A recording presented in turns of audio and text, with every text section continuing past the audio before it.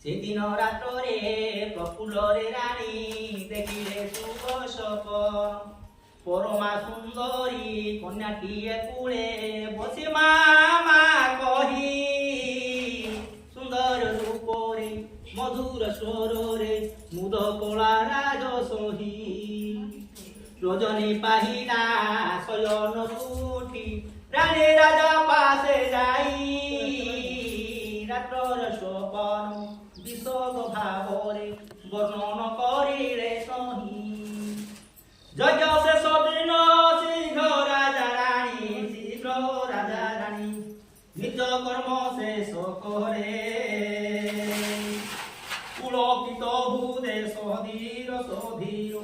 পুলকিত হৃদে সধীর জগস্থানে প্রবেশিরে জগস্থানে প্রবেশিরে যজ্ঞ শেষ আহুতি সময় প্রবেশ হই রাজন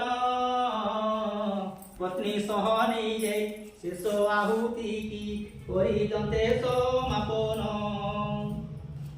কহি যজ্ঞ কুণ্ড প্রকটিত হেলে সাবিত্রী দেবী সত্যর দেবা পাই বড় প্রসন্ন চিত্তরে মনরে করিলে স্থির জ্যোতিস্নান মূর্তি দর্শন নিমন্ত্রণ জ্যোতিস্নান মূর্তি দর্শন সমস্তে হেলে অতি আনন্দিত রাজা রানী সঙ্গে সমস্ত জনতা স্তুতি করে জড়ি হস্ত এ সময় দেবী সন্তুষ্ট মনে নূতনକୁ কহিতে